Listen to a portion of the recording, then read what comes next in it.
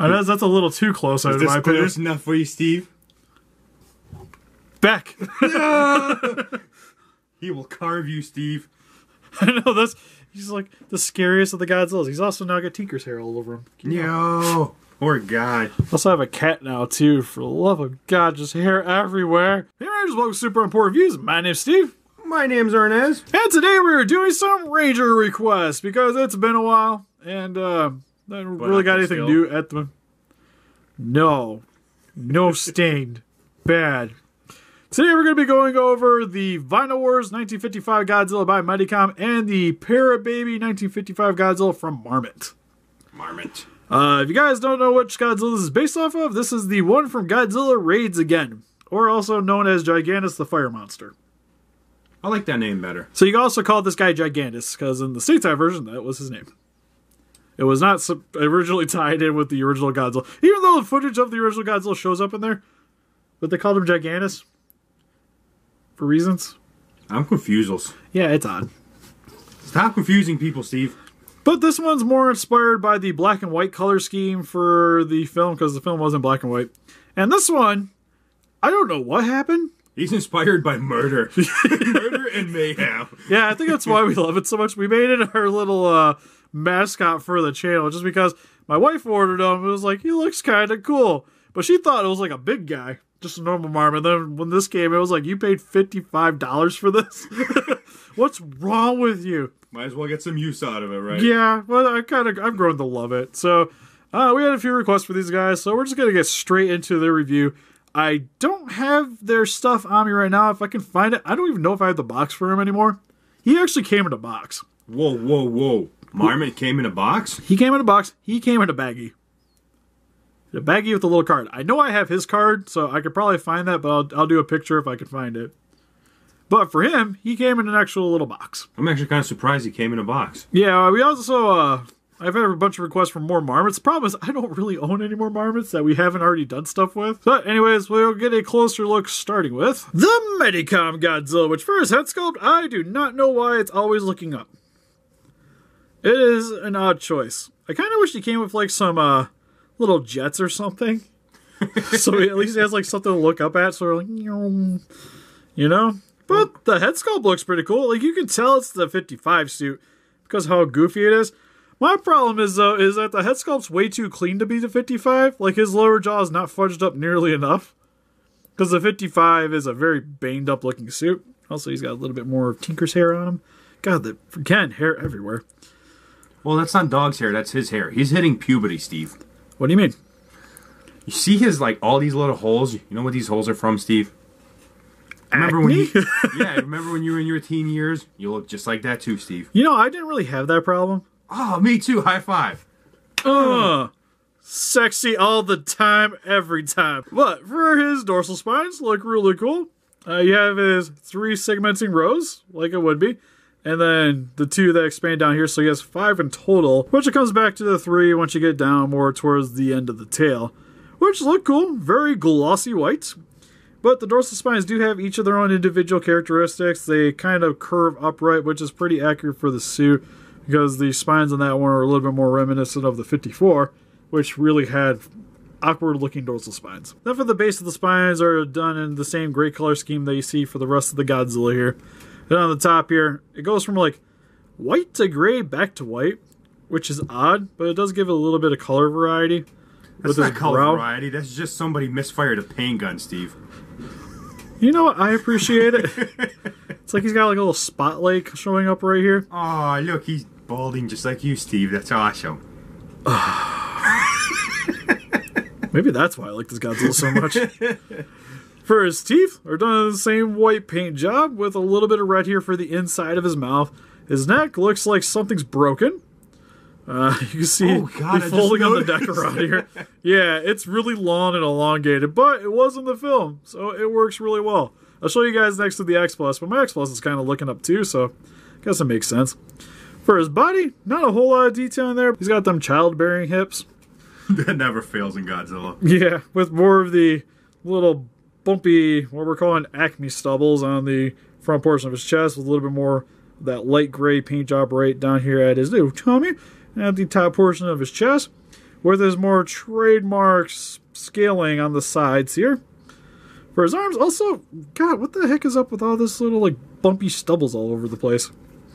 That was always an odd choice when I looked at this guy. I'm like, do you think it'd be all just the same scaling? But nope. What no, it's is not. That? Yeah, I don't know. I don't know if it's cheaper. Maybe it's for, like, eye holes. Like, I can see here so the actor could see. But... Oh, you know what that is? You ever played Bioshock 2 and you get the ability of the bees? And those holes look just like that all over the hand and you send them out? Oh, don't remind me. That part still, like, gives me the shivers when I use that ability. That's what that is. He just sends out little Godzillas at people. So he's like Shin. Yeah. Neato. For his claws, he's got 4 fingers with a little bit more of a light gray paint job for his tip of his little nails. Under section, not a whole lot of detailing going on, but you can see his individual fingers. Then for the base of his legs, he has 4 toes, which are very even, unlike the actual suits. It's got very lean legs too, which is odd to see for a Godzilla, because like the legs are very conformed to how you'd actually expect them to be, which is odd. And then his short little stumpy tail. And on the bottom of his feet, some copyright information. The only thing is that you can see there is the only problem of mine is the paint job is very inconsistent on the bottom of his foot. This one's kind of smooth, but the paint's kind of wearing off a bit. This one's like destroyed though. You step on a landmine or something? Yeah, it looks like he's got like a burn victim on the bottom of his foot. You can see the Japan there. That's how I got it. He came like this in a baggie. So the paint didn't quite set right on the bottom of his foot for mine. But it's not really that big of a deal because it's not like you really see it anyways. Because he's always going to be standing. I don't really have him like laying down on my shelf or anything, so whatever. For his articulation, has none at the head. His arms can go most of the way around, but get hindered by his legs. And then his legs can go pretty much mostly all the way forward, all the way back. They can actually go all the way around. And then for his tail, has a little bit of a wiggle to it, but nothing too much. Alright, now that I kicked Steve out of the chair, let this guy focus in a little bit better.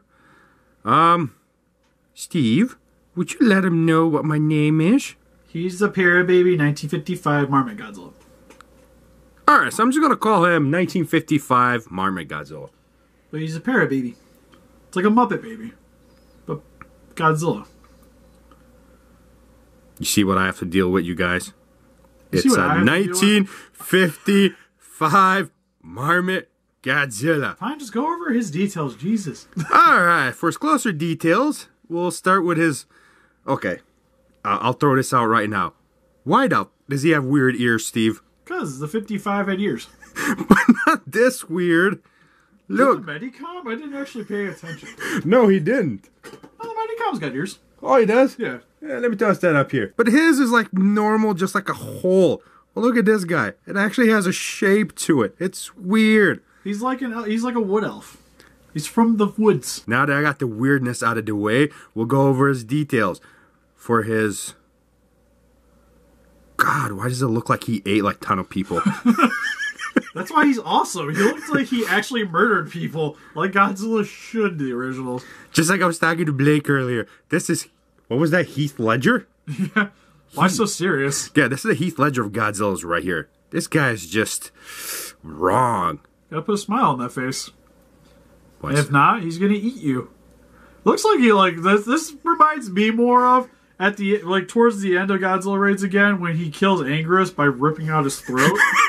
That's just all the blood all over him. I mean, all over him. Like he just looked like he went on a killing spree. Like how is it on his back? Like is he rolling around in it? It's horrible. He did roll in it. Don't you judge him. Yeah, his spines are still perfectly fine. Oh, that's not like silver. That's not true. There's a little red right there. Oh, a little bit. He stabbed somebody with him still. Yeah. So for his closer details, he has... Why does he... Okay, you know what? It's a Marmit, right? It's a Marmit. Marmits are weird colors. He has golden eyes with the black pupils right there. And... no white in there.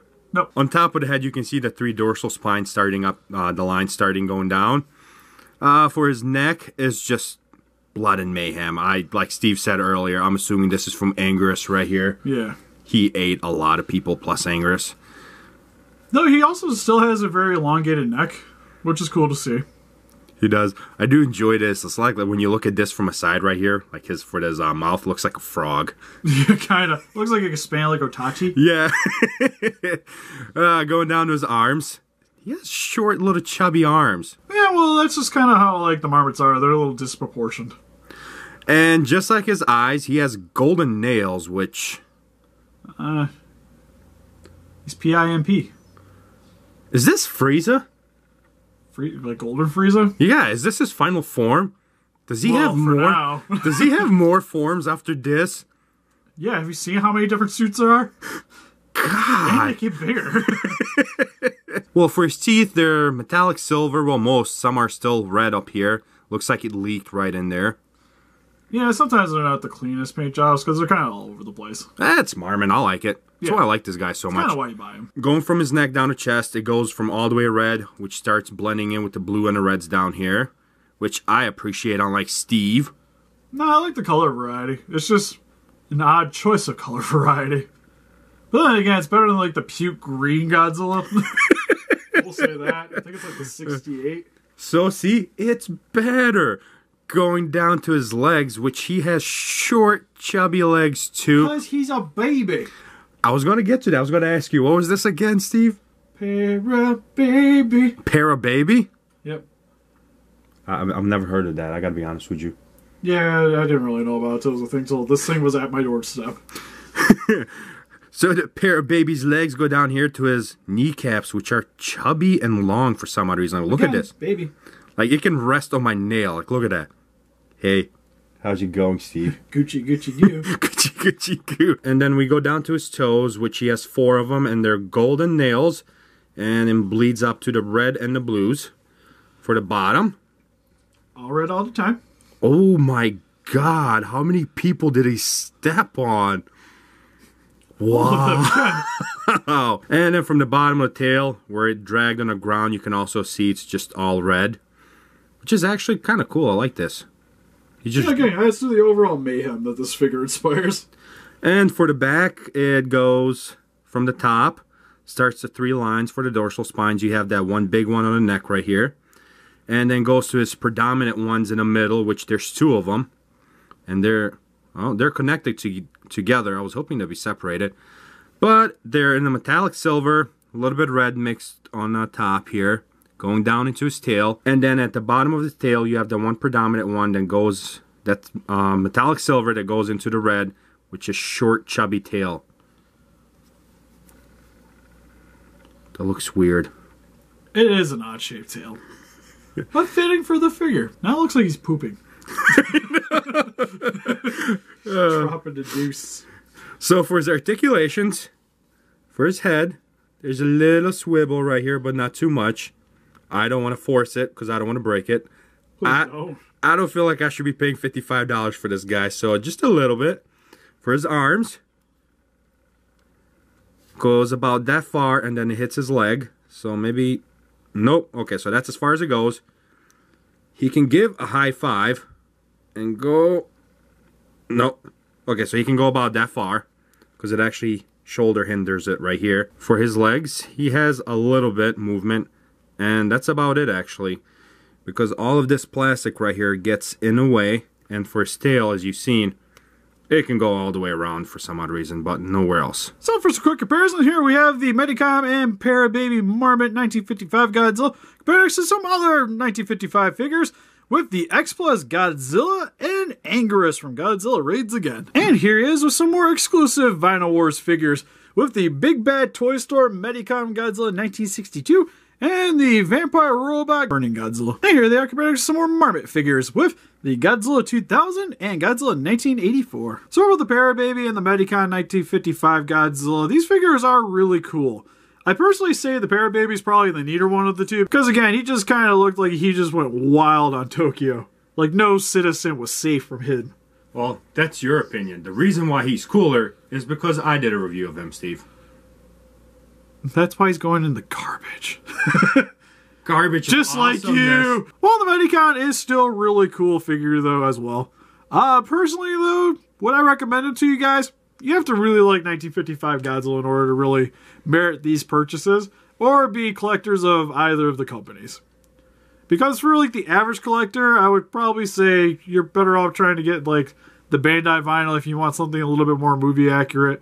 Or even the X Plus. I love the X Plus. I like these better than the X Plus, Steve. Really? Yeah. I don't know why. It's just like, to me, he looks amazing. They are cheaper. I think I got like, what was it? The 55 Medicom was about $60 at G-Fest. And Para Baby was around 55. Yeah, that's not a bad price for him. Yeah, well, I got like him with the deal with the Vampire Robot figure. Because I got like, if you bought the one, you got the other for the same price. So... that's the main reason why he's in my collection now. But yeah, if you love the film Godzilla Raids again, then don't miss up on these vinyl goodness. But what do you guys think of the Para Baby and Medicom figure? What's your favorite Godzilla Raids again action figure, or is Godzilla's Revenge just more your thing? Please let us know in the comments. We'll post a picture of these guys on our website if you want to click the link in the description below. We'll also have this review up in advance on the website, so definitely go check that out if you want to be a little bit more up-to-date on the channel. We also have our Patreon account if you guys want to help support the channel. Also, link in the description below. And help us defeat those kaijus by hitting that like button, subscribe, become a Ranger today, and see you guys in the next video. Bye-bye.